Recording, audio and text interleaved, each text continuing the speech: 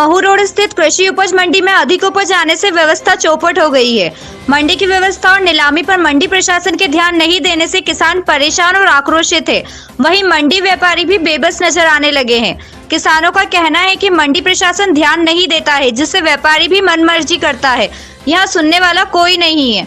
गुरुवार को मंडी में प्याज की बम्पर आवक हुई। मंडी गेट से मंडी परिसर के अंदर तक उपज लिए ट्रॉलियां खड़ी रही। सुबह कुछ उपज की नीलामी की गई, दोपहर बाद नीलामी रोक दी गई। नीलामी रोकने के कारण कोई बताने को तैयार नहीं है, जिससे किसान परेशान होता रहा। बताया जाता है कि व्यापारियों ने गर्मी का हवाला देकर खरीदी बंद कर दी थी, जिससे किसान आक्रोशित हो गए और मंडी गेट बंद कर सड़क पर आ गए थे। बाद में समझाइश देकर किसानों को शांत कर व्यापारियों से नीलामी शुरू करवाई गई। मंडी में चल रही मनमर्जी का कारण मंडी प्रशासन की कमजोरी ही है।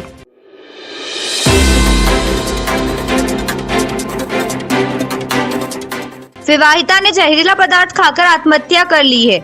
मामला गुरुवार दोपहर को महलवाड़ा परिसर स्थित जैन कॉलोनी का है। बताया जाता है कि इस कॉलोनी की 32 वर्षीय रहवासी शीतल पति उमेश कटारिया ने जहर का सेवन कर लिया था।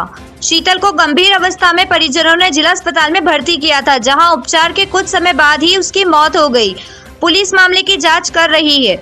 विवाहिता ने जहर का सेवन किन कारणों से किया, यह तो अभी स्पष्ट नहीं हुआ है, लेकिन सूत्र बताते हैं कि कारण पारिवारिक ही हो सकता है। महिला ने सुबह करीब 11 बजे जहर का सेवन किया था, जिसकी जानकारी परिवार को नहीं थी। उसका विवाह 9 से 10 साल पहले हुआ था।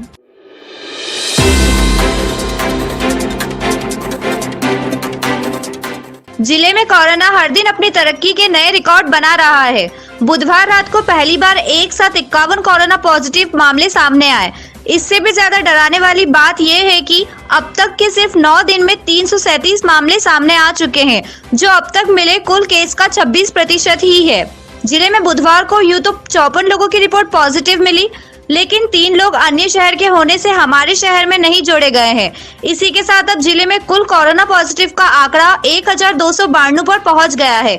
31 अगस्त तक हमारे जिले में कुल पॉजिटिव की संख्या 955 थी। वहीं जिले में अब तक 26 लोग कोरोना से जान गंवा चुके हैं। इनमें से 6 लोगों की मौत अगस्त के महीने में ही हुई है। कोरोना पॉजिटिव मरीज की हर दिन संख्या बढ़ने से यह तय है कि अनलॉक होने के बाद बड़ी भीड़ और शुरू हुए व्यापार में लोग इतने व्यस्त हो गए हैं कि कोविड-19 के नियमों को ताक पर रख दिया गया है, जिससे हर क्षेत्र में पॉजिटिव मरीज सामने आ रहे हैं।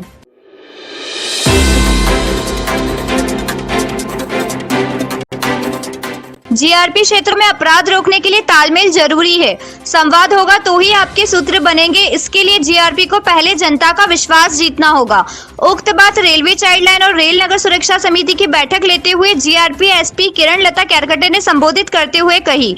जीआरपी परिसर में बैठक लेते हुए उन्होंने कहा, अपराधियों तक पहुंचने के लिए तालमेल जरूरी है। यह तालमेल होगा तो ही जीआरपी अपराधों से मुक्त होगा और अपराधियों में भय बना रहेगा। एसपी कैरकट्टा ने कहा, अनाथ और भिक्षावृत्ति करने वाले बच्चों को पढ़ाई में लगाए और समाज के मुख्य धारा का हिस्सा बनाए। अपराध अपने आप कम हो जाएंगे। एसपी किरण लता कैरकट्टा ने जीआरपी थानों का निरीक्षण भी किया। ये काम करेंगे क्योंकि कोविड का कोई अभी समय निर्धारित नहीं है कि कब तक रहेगा। इसलिए जो रक्षा समिति है और पुलिस के साथ काम करती है, पुलिस को सपोर्ट करती है, चाइल्ड लाइन भी पुलिस को सपोर्ट करती है। तो हम ये चाहते हैं कि जो भी आप काम करें, सबसे पहले अपनी सुरक्षा रखें। मास्क धारण करें, ग्लव्स पहने, हैंड कैप लगाएं और सैनिटाइजर का उपयोग करें। ये आपको अभी भी और बाद में भी करना है।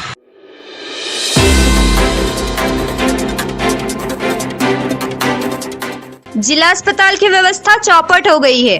अस्पताल की बिगड़ी साफ सफाई की बात करना तो बेमानी है।